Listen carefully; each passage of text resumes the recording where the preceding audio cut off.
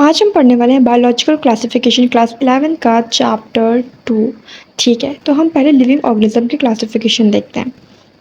Classification करना important क्यों है? देखो, हम ताकि लिविंग ऑर्गेनिज्म की वास्ट डाइवर्सिटी यानी कि इतनी बड़ी डाइवर्सिटी जो है उसको ऑर्गेनाइज कर सकें। और ये किन पे बेस्ड होती है? ऑब्जर्वेबल, यानी कि जो कैरेक्टर्स हम उनके बाहर से देखते हैं या फिर उनके जो नेचुरल रिलेशनशिप होते हैं उनकी बेसिस पे हम इन्हें क्लासीफाई करते हैं। फिर उसके बाद ये अपनी स्टडी और आइडेंटिफिकेशन में हमें हेल्प करती है। देखो, अर्ली अटेम्प्ट्स यानी कि पहले क्या हुआ, एंशियंट टाइम में क्या हुआ था, ह्यूमंस ने ऑर्गेनिजम्स को ग्रुप किया फूड, शेल्टर और क्लोथिंग के लिए। अरिस्टोटल जो थे उन्होंने सबसे पहले क्लासीफाई किया था। उन्होंने बहुत ही सिंपल फीचर्स को यूज़ किया था, जैसे कि हैबिटेट हो गया, बॉडी कवरिंग हो गई। उन्होंने एनिमल्स को दो ग्रुप में डिवाइड किया, रेड ब्लड सेल्स और जिनके पास रेड ब्लड सेल्स नहीं थे। उसके बाद लीनियस का जो है दो किंगडम क्लासिफिकेशन आया। उन्होंने क्या किया, दो किंगडम्स को प्रपोज किया, एक प्लांटी जिसमें सारे प्लांट्स को रख दिया और एनिमल जिसमें सारे एनिमल्स को रख दिया। पर अब इसमें दिक्कत क्या है कि यूकेरियोट्स और प्रोकैरियोट्स के बीच में डिफरेंस नहीं, यूनिसेलर और मल्टीसेलर के बीच में डिफरेंस नहीं, फोटोसिंथेटिक और नॉन फोटोसिंथेटिक के बीच में डिफरेंस तो पता ही नहीं चल रहा था। तो इसकी लिमिटेशन यही थी कि बहुत सारे ऑर्गेनिज्म जो हैं इन दोनों में से किसी भी ग्रुप में फिट ही नहीं हो रहे थे। जैसे ये जो इनका क्लासिफिकेशन था ये बेसिकली सिर्फ मॉर्फोलॉजी पे बेस्ड था।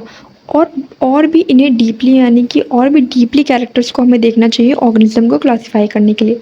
फिर क्लासिफिकेशन का इवोल्यूशन हुआ, नए नए कैरेक्टर्स आए जैसे कि cell structure, cell wall, mode of nutrition, habitat, reproduction, evolution, relationship, इन सबको भी देखा गया। अब सिस्टम्स जो हैं ओवर टाइम चेंज होते गए।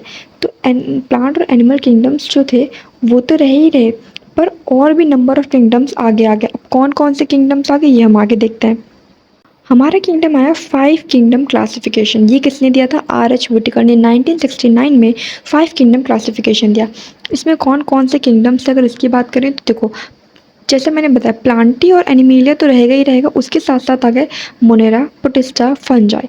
ये 3 जो किंगडम है ये और ऐड हो गए। अब इनमें कौन कौन से क्राइटेरिया यूज हुए थे?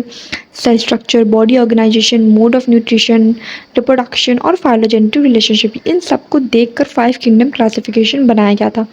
3 डोमेन सिस्टम क्या होता है? 3 डोमेन सिस्टम ने क्या किया, किंगडम मोनेरा को 2 सब डोमेन्स में डिवाइड किया था।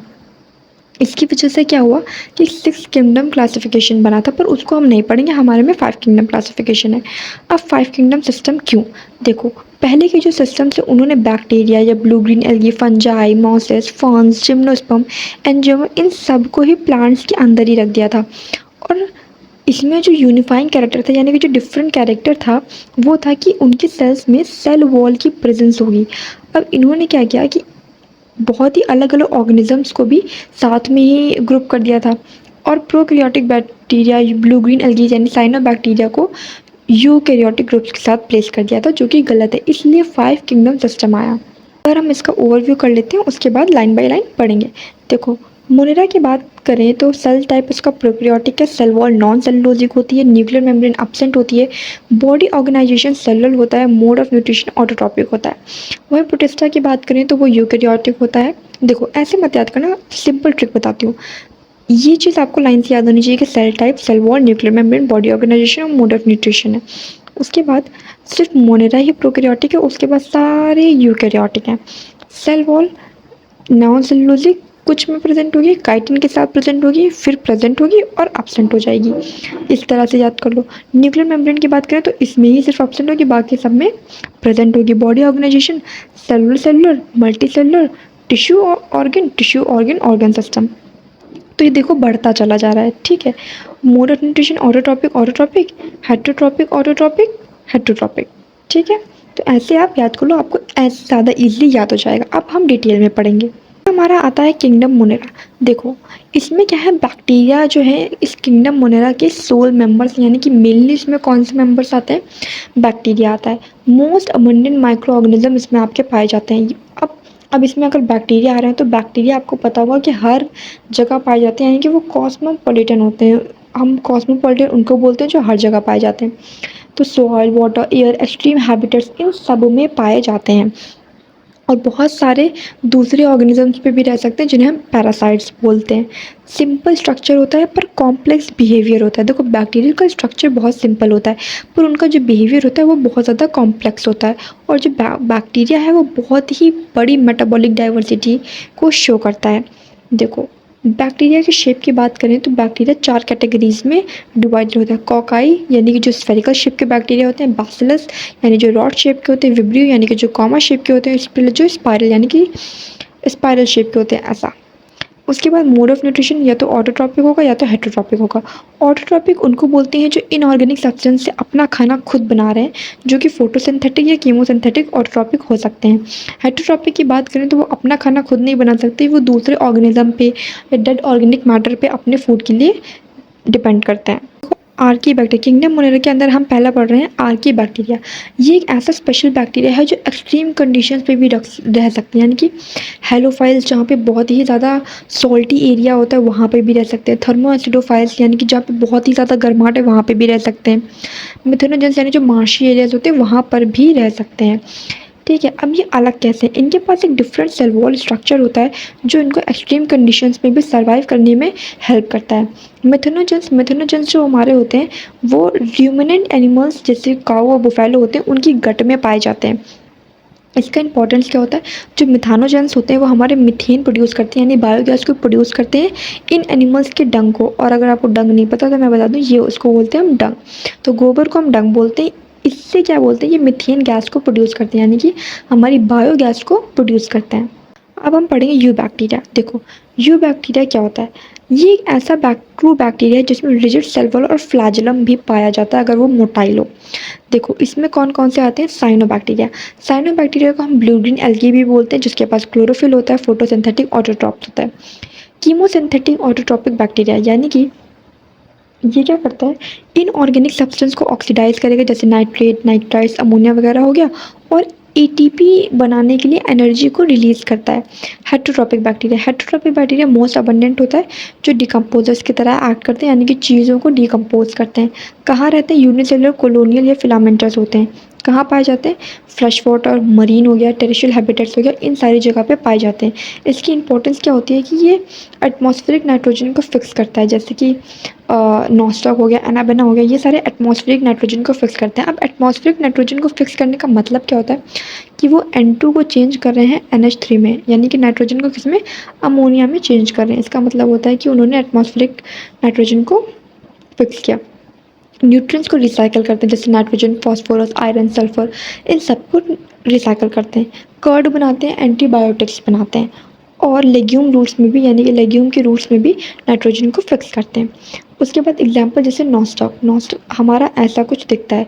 इसके पास हेट्रोसिस्ट, इसके जो सेल्स हैं गोल गोल, उसको हम हेट्रोसिस्ट बोलते हैं, और एक म्यूसिलेजिनस शीट भी पाई जाती है। रिप्रोडक्शन मेनली फिशन से होता है, यानी कि डिवीजन से होता है, और अनफेवरेबल कंडीशंस पे ये क्या करते हैं, ये स्पोर्स फॉर्म कर लेते हैं, या फिर ये डीएनए ट्रांसफ़र के थ्रू भी रिप्रोड्यूस कर सकते हैं। कुछ इसमें से पैथोजेंस भी होंगे जो ह्यूमन, क्रॉप्स, एनिमल, पेट्स में डिसीज़ कॉज करते हैं, जैसे कि कॉलेरा, टाइफाइड, टिटनस, सिट्रस सैंकर, ये सारी चीज़ें। स्पेशल मेंबर हम माइकोप्लाज्मा की बात कर रहे हैं। माइकोप्लाज्मा के पास सेल वॉल नहीं होती, ये स्मॉलेस्ट लिविंग सेल होता है, बहुत छोटा होता है। इसका साइज अगर आप कभी आगे पढ़ोगे तो 0.1 माइक्रोमीटर होता है, तो बहुत छोटा होता है, सेल वॉल नहीं होती है, और बिना ऑक्सीजन के भी सर्वाइव कर सकते हैं, और इसमें से बहुत सारे पैथोजेनिक होते हैं, यानी डिसीज़ कॉज करते हैं। उसके बाद हम सेकंड अपना किंगडम पढ़ रहे हैं, kingdom protista.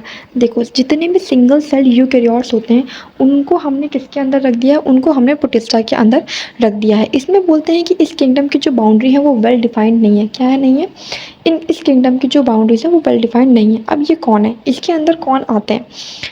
Single celled eukaryotes जो हैं विद डिफाइंड न्यूक्लियस, इसके अंदर आते हैं। इनके पास मेम्ब्रेन बाउंड ऑर्गेनल्स होते हैं, जैसे तो कि आपको पता है, देखो यूकैरियोट्स के पास मेम्ब्रेन बाउंड ऑर्गेनील्स होते हैं और एक वेल डिफाइंड न्यूक्लियस होता है, वही चीज़ प्रोकैरियोट्स के पास नहीं होती है। अब ये रहते कहाँ हैं? देखो इसमें प्राइमरी एक्वाटिक यानी पानी की जगहों पे मिलते हैं, और ये जो किंगडम है वो प्लांट, एनिमल और फंजाई को कनेक्ट करता है। हमने पढ़ा था Monera, protista, fungi, Plantae, Animalia. तो इन तीनों को कौन कनेक्ट कर रहा है? प्रोटिस्टा कनेक्ट कर रहा है। अब देखो क्या हो सकता है, इसमें हमारी 5 चीज़ें आती हैं, क्राइसोफाइट्स, डायनोफ्लैजिलेट्स, यूग्लिनॉइड्स, स्लाइमोर्स एंड प्रोटोज़ोन्स। इनको हम आगे डिटेल में पढ़ेंगे अभी। रिप्रोडक्शन एसेक्सुअली, सेक्सुअली दोनों तरह से हो सकता है। सेल फ्यूजन और ज़ाइगोट फॉर्मेशन इसमें होता है। हम पढ़ते हैं क्राइसोफाइट्स।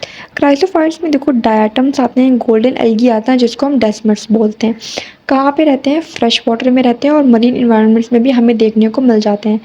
और डायटम्स के बारे में अगर मैं आपको बताऊँ, जो सेल वॉल्स होते हैं वो 2 थिन ओवरलैपिंग शेल्स फॉर्म करते हैं जो एक सोप बॉक्स की तरह एक दूसरे में फिट होती है। जो इसकी वॉल्स होती हैं वो सिलिका से एम्बेडेड होती है जो इनडिस्ट्रक्टेबल, यानी कि उसमें सिलिका प्रेजेंट होता है जिसकी वजह से उनकी जो सेल वॉल है वो डिस्ट्रॉय नहीं हो सकती। ये क्या करते हैं, बहुत सारा सेल वॉल का डिपॉजिट जो है जहाँ पे ये रहते हैं वहाँ पे अपने सेल वॉल का बहुत सारा डिपॉजिट जो है वहीं पे छोड़ देते हैं। अब उसके बाद डायटोमेशियस अर्थ के बारे में अगर पढ़ें तो जैसा कि मैंने बताया कि हैबिटेट में अपना सेल वॉल डिपॉजिट छोड़ देते हैं। तो ये जब बहुत ज़्यादा बिलियंस ऑफ ईयर्स हो जाते हैं इन डिपॉजिट्स को बहुत ज़्यादा कलेक्ट हो जाता है तो ये डायटोमेशियस अर्थ बना देता है जो हमें polishing, filtration of oils and syrups में हेल्प करता है। डायनोफ्लैजिलेट्स। डायनोफ्लैजिलेट्स हमारे मोस्टली मरीन या फोटोसिंथेटिक ऑर्गेनिजम्स होते हैं। इनकी अपीयरेंस की बात करें तो ये येलो, ग्रीन, ब्राउन, ब्लू और रेड में मिल सकते हैं। डिपेंड करता है कि इनके सेल्स में कौन सा पिगमेंट्स प्रेजेंट होता है। इनकी सेल वॉल की बात करें तो स्टिफ सेलुलोज प्लेट्स होती हैं। और फ्लैजिला की बात करें तो इनके पास 2 फ्लैजिला होता है, एक लॉन्गिट्यूडनली होता है और एक ट्रांसवर्सली होता है। ये आपका लॉन्गिट्यूडनली हो गया और ये आपका ट्रांसवर्सली फ्लैजिला हो गया। ये रेड कॉज करते हैं जो रेड डायनोफ्लैजिलेट्स होते हैं हमारे, ठीक है। रेड डायनोफ्लैजिलेट्स जो होते हैं जैसे कि गोनियोलक्स हो गया, ये क्या करते हैं, बहुत ही तेज़ी से अपने आप को मल्टीप्लाई करते हैं और इतनी तेज़ी से मल्टीप्लाई करते हैं कि ये रेड टाइड्स फॉर्म करते हैं, यानी कि पानी जो होता है वो लाल हो जाता है। अब इसके हार्मफुल इफेक्ट्स क्या होते हैं, जो ये रेड टाइड्स होता है ये सी को रेड बना देता है और जो इसमें क्या होता है, एक टॉक्सिन रिलीज होता है, हेमोटॉक्सिन रिलीज होता है जो क्या करता है, मरीन एनिमल जैसे फिशेस वगैरह होते हैं उनको मार देता है। फिर हमारा आता है यूग्लिनॉइड्स। देखो यूग्लिनॉइड्स क्या होता है, फ्रेश वाटर ऑर्गेनिजम्स जो हैं स्टेगनेंट वाटर में पाए जाते हैं। इनमें कोई भी सेल वॉल नहीं होती है। सेल वॉल की जगह इनके पास एक प्रोटीन रिच लेयर होती है जिसे हम पेलिकल बोलते हैं। ये तो स्लाइम मोल्ड्स का डायग्राम है, ठीक है। क्या बोलते हैं, पेलिकल बोलते हैं। इसमें एक लेयर होती है जिसको हम पेलिकल बोलते हैं। और फ्लैजिला होता है, इनके पास 2 फ्लैजिला होते हैं, एक शॉर्ट एक लॉन्ग। देखो एक शॉर्ट फ्लैजिला और एक आपका ये लॉन्ग फ्लैजिला हो गया। मोड ऑफ न्यूट्रिशन की बात करें तो जो फोटोसिंथेटिक है वो सनलाइट के प्रेजेंस में फोटोसिंथेटिक की तरह बिहेव करते हैं और एब्सेंस ऑफ सनलाइट में हेट्रोट्रॉप्स की तरह बिहेव करते हैं, यानी कि इन्हें दूसरों पे डिपेंड होना पड़ता है अपने खाने के लिए। पिगमेंट्स की बात करें तो आइडेंटिकल होते हैं। जो हायर प्लांट्स में जो पिगमेंट होता है वही यूग्लिनॉइड्स में प्रेजेंट होता है, जैसे कि एग्जांपल इसका यूग्लिना नाम से ही आपको पता चल रहा है। अब हम बात करते हैं स्लाइम मोल्ड्स की। अगर स्लाइम मोल्ड्स की मैं बात करूँ तो देखो स्लाइम मोल्ड्स हमारे सेप्रोफिटिक प्रोटिस्ट होते हैं। ये डिकेइंग ट्विस्ट के साथ मूव करते हैं, लीव्स के साथ मूव करते हैं और ऑर्गेनिक मटेरियल को इनगल्फ कर लेते हैं। मान लो ये हमारा स्लाइम मोल्ड है, ठीक है, ये स्लाइम मोल्ड है। तो मान लो यहाँ फूड पार्टिकल है तो ये क्या करते हैं, ये अपने आप को ऐसे इंक्रीज कर रहे हैं और फूड पार्टिकल को अपने अंदर ही इनगल्फ कर लेते हैं। तो ये ऐसे मतलब कह रही हूँ कि खाना खाता है। प्लाज्मोडियम, देखो वही चीज़ कि प्लाज्मोडियम फॉर्म होता है जिसके थ्रू क्या करते हैं वो ग्रो करते हैं और अपने आप को स्प्रेड करते हैं फूड इनगल्फ करने के लिए। अगर अनफेवरेबल कंडीशंस होती हैं तो ये जो प्लाज्मोडियम है ये डिफ्रेंशिएट करता है और फ्रूटिंग बॉडीज़ फॉर्म करता है। क्या फॉर्म करता है, फ्रूटिंग बॉडीज़ फॉर्म करता है जो टिप्स पे स्पोर्स को बेयर करते हैं। अब स्पोर्स देखो, स्पोर्स के पास ट्रू वॉल्स प्रेजेंट होती है, एक्सट्रीमली रेजिस्टेंट होते हैं और बहुत साल तक सर्वाइव कर सकते हैं एडवर्स कंडीशन के अंदर भी, यानी कि बहुत ही बेकार कंडीशंस के अंदर भी सर्वाइव कर सकते हैं। और स्पोर्स जो है एयर करेंट्स के थ्रू जो कहते हैं कि ट्रैवल करते हैं। लाइफ साइकिल की बात करूँ तो जैसे प्लाज्मोडियम है, डिफ्रेंशिएट किया, फ्रूटिंग बॉडीज़ बनी, उसके बाद स्पोर्स बन गए, फ्रूटिंग बॉडी से स्पोर्स निकले और वो वाटर करेंट्स के थ्रू अलग अलग जगह चले गए और वहाँ पर भी उन्होंने रिप्रोड्यूस करके एक और स्लाइम मोल्ड ग्रो कर दिया। अब बात करते हैं प्रोटोजोन्स की। देखो प्रोटोजोन्स हमारे हेट्रोट्रॉप्स होते हैं, ये प्रेडेटर्स या पैरासाइट्स की तरह रहते हैं। अब इनको हम बोलते हैं कि एनिमल से भी ज़्यादा क्या है, प्रिमिटिव हैं, यानी कि पुराने हैं। एमोबॉइड प्रोटोजोन्स की अगर मैं बात करूँ तो एमोबॉइड प्रोटोजोन्स क्या करते हैं, फ्रेश वाटर में रहते हैं, सी वाटर में रहते हैं, मॉइस्ट सॉइल में रहते हैं। ये चलते हैं और स्यूडोपोडिया के थ्रू अपने प्रे को यानी कि अपने शिकार को कैप्चर कर लेते हैं। आपने क्लास 10th में अमीबा के बारे में पढ़ा होगा। अमीबा में ये स्यूडोपोडिया का फॉर्मेशन होता है जिसके थ्रू फूड इनगल्फ होता है। मरीन फॉर्म्स जो होती हैं अमीबॉइड प्रोटोजोन्स की उनके पास सिलिका शेल्स होती हैं उनके सरफेस पे, जैसे कि एंट अमीबा एग्जाम्पल हो गया जो कि एक पैरासाइट है। उसके बाद हम फ्लैजिलेटेड प्रोटोजोन्स की बात करते हैं। मेंबर्स जो होते हैं वो फ्री लिविंग और पैरासिटिक हैं। इनके पास फ्लैजेला होता है, नाम से पता चल रहा है। पैरासिटिक फॉर्म्स जो हैं वो क्या करती हैं, डिजीज कॉज करती हैं, जैसे कि स्लीपिंग सिकनेस, एग्जाम्पल क्या होगा, ट्राइपोनोसोमा। सिलिएटेड प्रोटोजोन्स के पास देखो बॉडी थाउजेंड्स ऑफ सीलिया के साथ कवर्ड होती है, जैसा कि हम पैरामीशियम में हम देखते हैं, आपने क्लास 8 में पढ़ा होगा एक्चुअली। इसके पास एक कैविटी होती है जिसको हम गलट बोलते हैं, जो बाहर की तरफ खुलती है। और सीलिया जो है वो वाटर मूव करता है विद फूड इनटू द गलट, यानी कि सीलिया किसमें हेल्प करता है कि फूड और वाटर को इनगल्फ करने में हेल्प करता है, जैसे कि एग्जांपल मैंने पहले बताया पैरामीशियम। फिर चौथा है हमारा स्पोरोजोन्स। स्पोरोजोन्स हमारे डाइवर्स ऑर्गेनिजम्स होते हैं, उनके पास एक इन्फेक्शियस स्पोर लाइक स्टेज होती है उनके लाइफ साइकिल में, जैसे कि प्लाज्मोडियम हमारा एक मलेरियल पैरासाइट होता है। और प्लाज्मोडियम की जो इन्फेक्शियस स्टेज होती है वो हमारी होती है स्पोरोजोइड्स, वो आप क्लास 12th में पढ़ोगे। ये मलेरिया कॉज करते हैं, जिसके बाद स्टैगरिंग इफेक्ट होता है ह्यूमन पॉपुलेशन पे। तो 4 मेजर ग्रुप्स हमने पढ़े, एमोबॉइड, फ्लैजिलेटेड, सिलिएटेड और स्पोरोजोन्स।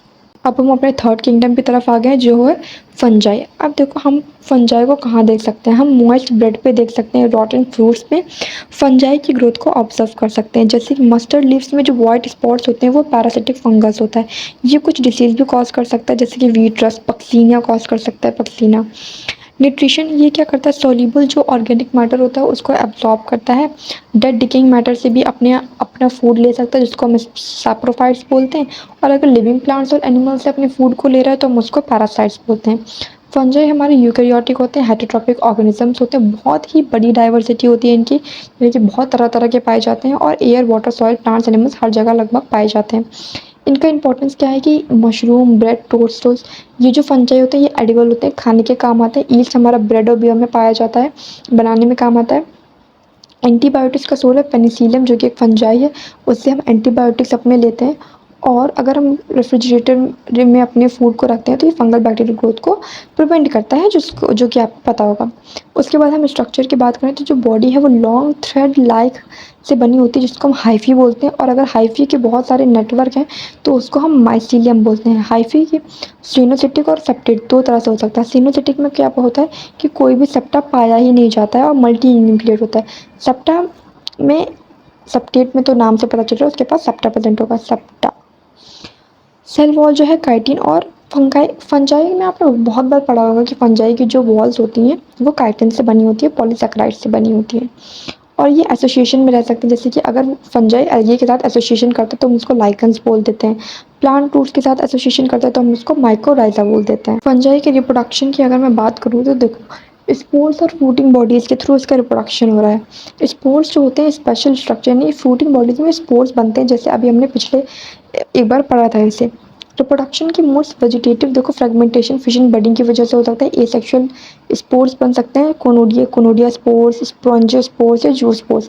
सेक्सुअल हो सकते हैं oospores, एस्कोस स्पोर्स और बेसिडियोस्पोर्स। ठीक है, की टर्म्स यहाँ पे लिखे, आप पढ़ सकते हो आपको ना अगर समझ में आए तो। सेक्सुअल रिप्रोडक्शन 3 तरह के होते हैं, प्लाज्मोगैम में जिसमें साइटोप्लाज्म का फ्यूजन होता है, कैरियोगैम में जिसमें 2 न्यूक्लियाई का फ्यूजन होता है, और मियोसिस जिसमें हैप्लॉइड स्पोर्स का क्या कहते हैं जाइगोट बनता है और जाइगोट से आगे हैप्लॉइड स्पोर्स बन जाते हैं। फंजाई में सेक्सुअल साइकिल की बात करूँ तो देखो 2 कंपैटिबल हैप्लॉइड हाइफी आएंगे, कुछ फंजाई में डिप्लॉइड होंगे, सेल्स जो होते हैं तुरंत बनते हैं। एस्कोमाइसिटिस, बेसिडियोमाइसिस जिसको हम आगे अभी पढ़ेंगे उसमें डाइकैरियोटिक स्टेज पाई जाती है। उसके बाद न्यूक्लियाई फ्यूज करेगा और उसके बाद फ्रूटिंग बॉडीज फॉर्म होगी, मियोसिस होगा और स्पोर्स बन जाएंगे। क्लासिफिकेशन किस बेसिस पे करते हैं, mycelium, mode of spore formation, types of fruiting bodies और मेथड्स ऑफ रिप्रोडक्शन। फंजाई में हमारा पहला फाइकोमाइसिटीज है। देखो फाइकोमाइसिटीज कहाँ मिलता है, एक्वाटिक हैबिटेट्स, स्टिकिंग वुड जहाँ पे मॉइस्ट और डैम्प प्लेसेस वगैरह होते हैं वहाँ पे मिलते हैं। नेचर की बात करें तो माइसीलियम जो होता है वो एसेप्टेट होता है और सिनोसिटिक होता है। और कुछ जो होते हैं प्लांट्स में पैरासाइट्स की तरह भी वर्क करते हैं। एसेक्सुअल रिप्रोडक्शन की बात करूँ तो जूस्पोर से हो सकता है, एप्लानोस्पोर से हो सकता है। जूस्पोर्स हमारे मोटाइल होते हैं, एप्लानोस्पोर्स हमारे नॉन मोटाइल होते हैं। और या तो एंडोजेनसली भी प्रोड्यूस होते हैं स्पोरेंजियम में, मतलब ये स्पोरेंजियम में तो इसके अंदर से भी प्रोड्यूस हो सकते हैं। सेक्सुअल रिप्रोडक्शन में जाइगोस्पोर होता है जो कि 2 गैमेट्स के फ्यूजन से बनता है। गैमेट्स सिमिलर होंगे तो आइसोगैमस, डिसिमिलर होंगे तो एनाइसोगैमस या ओगैमस बोलते हैं। एग्जाम्पल्स की बात करें अगर फाइकोमाइसिटीज के तो म्यूकर, राइजोपस, एल्बिगो ये सारे इसके एग्जाम्पल्स हैं। एस्कोमाइसिटीज़ की बात करूँ तो एस्कोमाइसिटीज़ के कुछ फीचर्स अगर देखें तो हम इसको सैक फंजाई भी बोलते हैं। मोस्टली मल्टी सेलुलर होता है जैसे कि पेनिसिलियम, और बहुत ही कम ही ये यूनिसेलुलर होता है जैसे कि सैक्रोमाइसीस। सैप्रोफिटिक होता है, डिकम्पोजर्स होते हैं, पैरासिटिक या फिर कोप्रोफाइलस यानी कि डंग पर पाया जा सकता है। माइसीलियम इसका ब्रांच्ड और सेप्टेट होता है। एसेक्सुअल रिप्रोडक्शन कोनोडिया यानी कि एसेक्सुअल स्पोर से होता है, और कोनोडिया जो है वो एक्सोजेनसली प्रोड्यूस होता है। कुछ स्पेशल हाइफी में यानी कि देखो बाहर प्रोड्यूस हो रहे हैं तो उसको एक्सोजेनसली प्रोड्यूस होता है जिसको हम कोनोडियोफोर्स बोलते हैं। जर्मिनेशन के टाइम पर क्या होता है, जो कोनोडिया है वो जेनिलियम माइसीलियम को प्रोड्यूस करता है जैसे कि पेनिसिलियम। सेक्सुअल स्पोर्स को हम एस्कोस्पोर्स बोलते हैं। एस्कोस्पोर्स जो है एंडोजेनसली प्रोड्यूस्ड होता है एक सैक लाइक स्ट्रक्चर में जिसको हम एस्की बोलते हैं। एस्की जो है फ्रूटिंग बॉडीज में अरेंज्ड होता है जिसको हम एस्कोकार्प्स बोलते हैं, और जो एस्कोस्पोर्स होते हैं वो एस्की के अंदर बनते हैं। Example Aspergillus, क्लाविसेप्स, Neurospora. एडिबल जो फंजाई होते हैं बहुत सारे एडिबल भी होते हैं, तो उनका एक ये इंपॉर्टेंस है कि वो खाए जा सकते हैं। बेसिडियोमाइसिटीज़ की बात करूँ तो बेसिडियोमाइसिटीज़ हमारे सॉइल, लॉग्स, ट्री स्टम्प्स पे मिलते हैं और पैरासाइट्स की तरह भी मिलते हैं जैसे रट्स और स्मॉट्स मिलते हैं। माइसीलियम ब्रांच्ड और सेप्टेट ही होता है एस्कोमाइसिटीज़ की तरह। एसेक्सुअल रिप्रोडक्शन की बात करूँ तो एसेक्सुअल स्पोर्स इसमें जनरली फाउंड नहीं होते हैं। वेजिटेटिव रिप्रोडक्शन होता है फ्रेगमेंटेशन के द्वारा। सेक्सुअल रिप्रोडक्शन की बात करूँ तो पहले प्लाज्मागेमी होती है यानी कि साइटोप्लाज्म का जो फ्यूजन होता है, उसके बाद डाइकैरियोटिक स्टेज आती है, उसके पास 2 न्यूक्लियाई होते हैं एक सेल के पास, उसके बाद कैरियोगैमी यानी न्यूक्लियस का फ्यूजन होता है, और फिर मियोसिस के थ्रू ये स्पोर्स बन जाते हैं। एग्जाम्पल्स में एगैरिकस, ओस्टिलागो एंड पक्सीनिया होता है। ड्यूटेरोमाइसिटीज़ की बात करूँ तो ड्यूटेरोमाइसिटीज़ को हम इम्परफेक्ट फंजाई भी बोलते हैं। इसके रिप्रोडक्शन की बात करूँ अगर तो इसका रिप्रोडक्शन सिर्फ एसेक्सुअल स्पोर से ही होता है जिसको हम कोनोडिया बोलते हैं। कोनोडिया किसमें प्रोड्यूस होता है, मैंने पहले ही बताया था, कोनोडियोफोर्स में प्रोड्यूस होता है। माइसीलियम इसका अगेन ब्रांच्ड एंड सेप्टेट ही होता है। इसको हम इम्परफेक्ट फंजाई क्यों बोलते हैं ये देख लेते हैं, क्योंकि इसमें सिर्फ और सिर्फ एसेक्सुअल स्टेज ही हो सकती है। सेक्सुअल स्टेज जो होती है बाद में डिस्कवर की गई थी, और एसेक्सुअल और सेक्सुअल स्टेज जो है वो उसके बाद अलग अलग नेम कर दी गई। यानी कि पहले तो इसमें यही बोला गया था कि एसेक्सुअल ही जो रिप्रोडक्शन होता है वो हमारा होता है। अगर इसके एग्जांपल्स की बात करें तो अल्टरनेरिया, कोलेटोक्रिटिकम कोलेटोट्रिकम एंड ट्राइकोडर्मा। उसके बाद ड्यूटेरोमाइसिटीज़ जो हैं वो इम्परफेक्ट हो सकते हैं पर वो पावरफुल डिकम्पोजर्स हैं और नेचर में बहुत ज़्यादा इम्पॉर्टेंट रोल प्ले करते हैं। अब हम बात करते हैं किंगडम प्लांटी की। किंगडम प्लांटी में देखो सारे प्लांट्स आते हैं, नाम से पता चल रहा है यूकैरियोटिक क्लोरोफिल कंटेनिंग जितने भी ऑर्गेनिजम्स होते हैं, प्लांट्स होते हैं, वो सारे आते हैं इसमें। कुछ पार्शली हेटरोट्रॉपिक भी होते हैं जैसे कि इंसेक्टिवोरस प्लांट हो गया, वीनस फ्लाईट्रैप, ब्लैडर वोल्ट, और पैरासाइट जैसे Cuscuta. Groups algae, bryophytes, pteridophyte, gymnosperm, angiosperm ये प्लांटी के अंदर आते हैं। इनको यहाँ पे डिटेल में इसके लिए हमने एक अलग चैप्टर हमारे राइटर भैया ने बना के दिया भाई। इंपॉर्टेंट पॉइंट्स की बात करूँ तो जो डिप्लॉयड और हैप्लॉयड फेजेस की लेंथ होती है वो चाहे तो फ्री लिविंग हो चाहे डिपेंडेंट हो, वो वेरी करती है। और इस फेनोमेनन को हम बोलते हैं alternation of generation. Alternation of generation का मतलब क्या है कि हैप्लॉयड और डिप्लॉयड फेजेस की लेंथ में डिफरेंस आना। प्लांट सेल की की फीचर्स की बात करूँ तो यूकैरियोटिक सेल स्ट्रक्चर होता है और प्रोमिनेंट क्लोरोप्लास्ट भी प्रेजेंट होते हैं, और सेल वॉल मेनली सेलुलोज की बनी होती है। Life cycle alternation of generation यानी कि जो सेप्रोफाइट होगा, सेप्रोफाइट से गेमेटोफाइट, गेमेटोफाइट से सेप्रोफाइट। किंगडम एनिमेलिया की अगर मैं बात करूँ तो इसके जनरल फीचर्स होते हैं कि ये मल्टी सेलर होता है, यूकैरियोटिक ऑर्गेनिजम्स में होते हैं, सेल वॉल इसमें नहीं पाई जाती है, हालांकि प्लांटी में पाई जाती है, और हेटरोट्रॉपिक होता है यानी कि प्लांट्स पे डिपेंड करता है। ग्रोथ और ऑर्गेनाइजेशन की बात करूँ एक डेफिनेट ग्रोथ पैटर्न को फॉलो करता है। अडल्ट में ग्रो होता है with definite shape and size, और हायर इसके जो फॉर्म्स होते हैं वो और ज़्यादा इलेबोरेट सेंसरी न्यूरोमोटर मैकेनिज्म भी प्रेजेंट होते हैं, जिस बेसिकली किंगडम एनिमेलिया में हम लोग आते हैं तो हम लोग के फीचर्स ही होंगे इसमें। और न्यूट्रिशन की बात करें तो फूड को इंजस्ट होलोजिक न्यूट्रिशन जो कि हमारे में होता है डाइजेस्ट करते हैं, और फूड को ग्लाइकोजन या फैट की फॉर्म में स्टोर करते हैं। रिप्रोडक्शन सेक्सुअल रिप्रोडक्शन होता है, मेल और फीमेल की कॉपुलेशन की वजह से हो सकता है, मेल एंड फीमेल की कॉपुलेशन से होता है, और एम्ब्रियोलॉजिकल डेवलपमेंट होता है यानी कि एम्ब्रियो का फॉर्मेशन भी होता है। बाकी इसके लिए भी हमारे राइटर साहब ने एक अलग चैप्टर हमें बना के दिया है। उसके बाद वायरस, प्रायंस और लाइकेंस के बारे में पढ़ लेते हैं। तो ये सब तो लगभग समरी है जो मैं बता चुकी हूँ। वायरसेस के बारे में पढ़ते हैं। ये नॉन सेलुलर ऑर्गेनिज्म है, उसके पास इनर्ट क्रिस्टलाइन स्ट्रक्चर होता है, और ये सेल को इन्फेक्ट करता है और अपने आप को रेप्लिकेट करता है होस्ट सेल को मारने के लिए। वायरस क्या होते हैं, ये भी इन्फेक्शियस एजेंट्स होते हैं। वायरसेस से छोटे होते हैं और इसमें सिर्फ एक स्मॉल सर्कुलर आरएनए होता है, इसके पास कोई भी प्रोटीन कोड प्रेजेंट नहीं होता है। प्रायंस की बात करूँ तो ये इन्फेक्शियस प्रोटीन पार्टिकल्स होते हैं, इसमें न्यूक्लिक एसिड नहीं प्रेजेंट होता है। अब नॉर्मल प्रोटीन्स जो होते हैं जो डिजीज़ को कॉज करते हैं वो एनिमल्स और ह्यूमंस में प्रेजेंट होते हैं।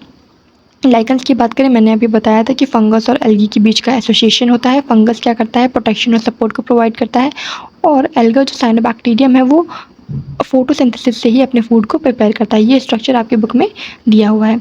और मैं आपको एक इंपॉर्टेंट पॉइंट बता दूं, जो लाइकेंस होते हैं वो बहुत ही अच्छे पॉलिनेटिंग इंडिकेटर होते हैं, यानी कि ये वहीं पे ग्रो करते हैं जहाँ पे बिल्कुल भी पॉल्यूशन नहीं होता है। लास्ट में इनकी डिस्कवरी के बारे में भी बताया गया है, तो इसको भी देख लेते हैं। वायरस की बात करें तो टीओ डीनर ने 1971 में डिस्कवर किया था। वायरसेस से छोटे होते हैं, पोटैटो स्पिंडल ट्यूबर डिसीज़ को कॉज करते हैं। इनके पास फ्री आरएनए होता है, कोई प्रोटीन कोट नहीं होता, और आरएनए जो होता है उसका मोलिकुलर वेट जो होता है वो कम होता है। प्रायंस की बात करें, इन्फेक्शियस एजेंट है जो एबनॉर्मली फोल्डेड प्रोटीन से बना होता है, वायरसेस से ही सिमिलर साइज में होता है, और न्यूरोलॉजिकल डिसीज़ को कॉज करते हैं, जैसे कि बीएसई बोवन स्पॉन्जिफॉर्म इंसेफेलोपैथी कैटल में जो है कॉज करते हैं। इसको हम नॉर्मली मैड काउ डिसीज़ भी बोलते हैं। और सीजेडी ह्यूमंस में कॉज कर सकते हैं, यानी कि क्रुटफेल्ड जैकब डिसीज़ भी कॉज करते हैं ह्यूमंस में। लाइकेंस को मैंने बताया कि एल्गी और फंजाई के बीच का सिम्बायोटिक एसोसिएशन है। एल्गल पार्ट को हम फाइकोबायंट बोलते हैं, फंगल पार्ट को हम माइकोबायंट बोलते हैं। एल्गी जो है अपने फूड को खुद प्रिपेयर करता है, और फंजाई क्या करता है, शेल्टर प्रोवाइड करता है, मिनरल्स वाटर प्रोवाइड करता है। तो इनके बीच का भाई देखो जो प्यार है मिलके क्या बनाता है, लाइकेन बनाता है। बहुत ही अच्छे पॉलिनेशन इंडिकेटर, जैसे मैंने बताया कि पॉल्यूटेड एरिया में बिल्कुल भी ग्रो नहीं करते हैं, वहीं ग्रो करेंगे जहाँ पे बिल्कुल भी हमारा पॉल्यूशन नहीं होगा। वायरस के पास फ्री आरएनए होता है, याद रखना। प्रायंस हमारे एबनॉर्मल प्रोटीन्स होते हैं, और लाइकेंस एल्गी प्लस फंजाई का जो रिलेशन सिम्बायोटिक एसोसिएशन होता है उससे हमारा लाइकेंस फॉर्म होता है। तो गाइस, ये था आपका chapter. Thank you so much for watching this video and subscribe my channel for more videos like this video, और मिलते हैं नेक्स्ट वीडियो में। Thanks for watching.